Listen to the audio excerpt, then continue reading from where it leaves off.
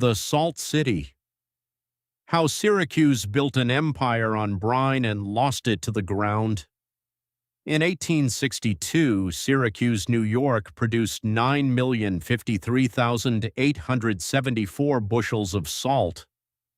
More than half of every bushel made in the United States that year came out of the ground along Onondaga Lake, not mined, not quarried, but boiled and evaporated from brine in 17,000 iron kettles, running day and night from April to November. 3,000 workers tended 6,000 acres of evaporating vats fed by brine pipes threading beneath the streets. The city that did this called itself the Salt City. The name was not a boast, it was an inventory. Today, Syracuse carries a poverty rate reaching nearly a third of its residents. Child poverty stands above 45%, among the highest of any city in the nation. The industry that built the city is gone, and so, it turns out, is most of what it built. This is the story of the brine underneath Syracuse, the fortune it produced, the war it helped win, the nation it displaced, the century it took to disappear, and the ground it left behind, pale, capped, and quietly waiting under a parking lot where no one who parks there each September asks what is underneath the grass. Chapter 1. The Brine. The story does not begin with salt. It begins earlier than salt, earlier than water, earlier than the outline of anything that would later be called New York.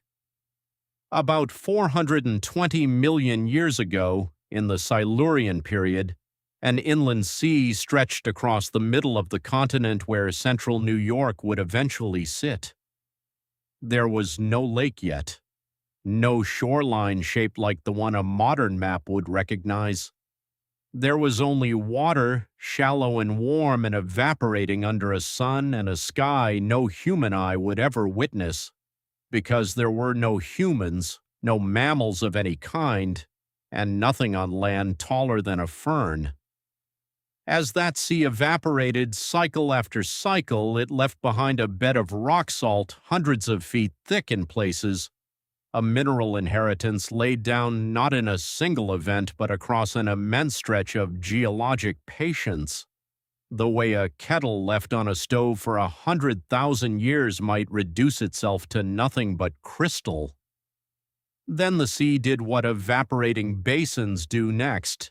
It filled again, or something like it did, and mud and silt and the compressed remains of ancient life settled over the salt bed and sealed it. Shale formed above the salt the way a lid settles over a pot left too long on the stove, not by design, but by the simple physics of one thing pressing down on another until it does not move. Layer accumulated on layer. The salt did not go anywhere. It did not need to. It waited. It waited through an almost incomprehensible span of time, through the rise and erosion of mountain ranges that no longer exist, through the assembly and breakup of supercontinents, and through the slow crawl of a nondescript patch of crust from somewhere south of the equator to its current position in the temperate latitudes. It waded through the age of the dinosaurs and through their disappearance. It waded through the ice ages, plural, because there was more than one, until the most recent one arrived and changed the shape of the ground above the salt forever. Roughly between 2.5 million and 12,000 years ago, timelines geologists still argue over at the margins, though never at the center, the Laurentide ice sheet advanced south across what would become central New York.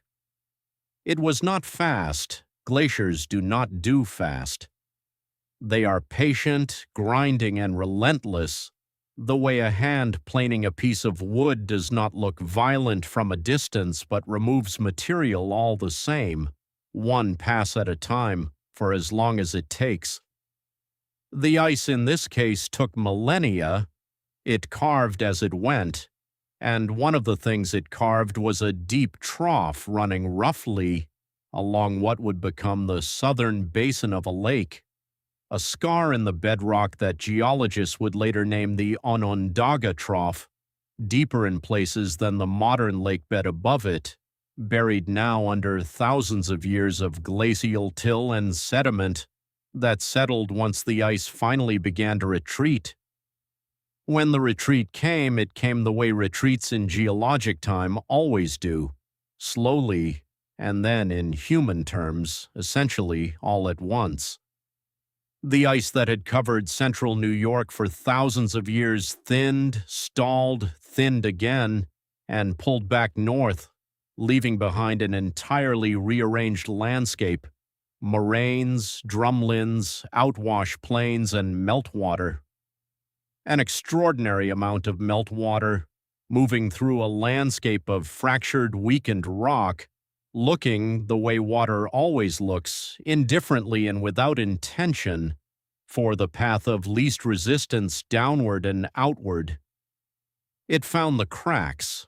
Water finds cracks the way it finds everything, not through will but through the simple mathematics of gravity acting out the path available to it. And where those cracks led down into the buried Silurian salt bed, the meltwater did what water does to salt. It dissolved.